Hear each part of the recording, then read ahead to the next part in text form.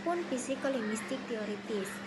Pada psikolinguistik teoritis ini merupakan sebuah disiplin ilmu tentang psikolinguistik yang membahas hal-hal yang berkaitan dengan teori bahasa, hakikat bahasa, ciri bahasa manusia, dan juga struktur tentang teori kompetensi dan juga performance, yang dimana terdapat fungsi sebagai komunikatif, implikator, pragmatik, dan juga eksplementator.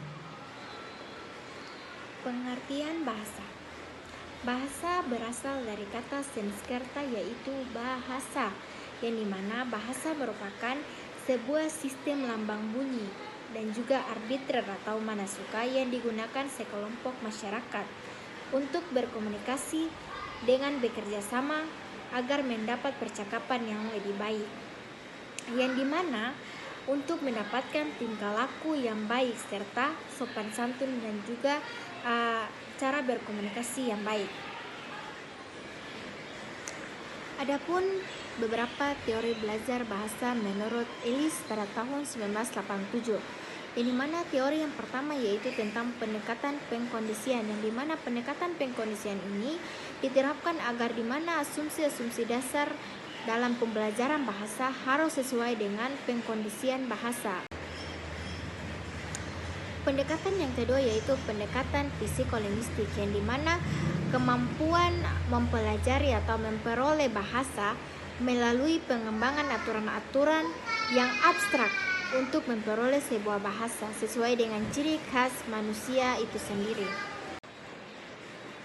Yang ketiga yaitu pendekatan behaviorisme, yang dimana pendekatan ini diperkenalkan oleh Bapak John B. Watson, yang dimana teorinya yaitu memperkenalkan tentang bagaimana aspek yang diperlakukan secara langsung pada tingkat perilaku berbahasa serta hubungan antara stimulus dan juga dunia sekelilingnya.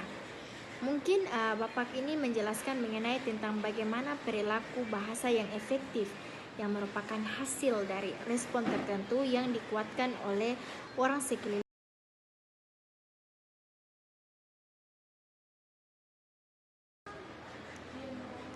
Yang kelima yaitu teori kognitivisme. Yang kelima yaitu teori kognitivisme, yang dimana teori kognitivisme ini adalah dimana mempelajari tentang bahasa anak yang bukan dari lingkungan tetapi berkembang akibat interaksi secara terus-menerus antara fungsi kognitif dan juga lingkungan sekelilingnya atau lingkungan lingkungannya.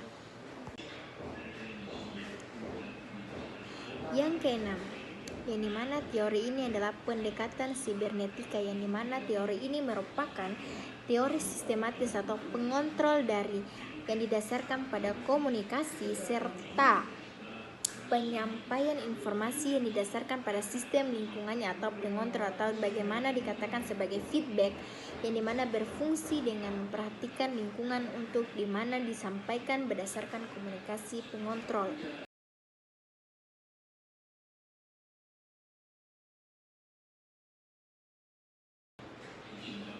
Hakikat bahasa. Hakikat bahasa di sini dijelaskan bahwa dia sebagai bunyi atau ujaran secara lisan, yang dimana menurut fakta sejarah pada zaman dahulu setiap orang atau sekelompok masyarakat telah menggunakan bahasa yang disepakati secara bersama yaitu bahasa lisan. Baik, langsung saja di sini saya akan menjelaskan sedikit tentang ciri bahasa manusia. Jadi di dalam ciri bahasa manusia yang pertama produktivitas. Maksud dari produktivitas adalah kemampuan manusia untuk mengungkapkan sesuatu kata baru dengan terus-menerus supaya menghasilkan suatu objek atau situasi. Terus yang kedua arbitrariness, yaitu tidak ada bentuk bahasa atau tidak ada tanda dengan makna yang ditandai. Yang ketiga yaitu dualitas, yaitu bentuk bahasa yang terbentuk dalam dua struktur. Terus yang ketiga discomplement, yaitu artinya bebasnya pengganti. Tentang teori kompetensi dan performance. Maksud dari kompetensi adalah proses penugasan tata bahasa dari morfologi, fonologi, sintaksis, semantik yang tidak disadari. Sedangkan performance ialah sebuah teori tentang penugasan bahasa yang dipenghuni oleh keterbatasan daya ingat manusia. Yang kedua, kekacauan pemikiran dan beralih pengertian dan minat serta kesalahan-kesalahan dalam menerapkan kesatuan dalam bahasa.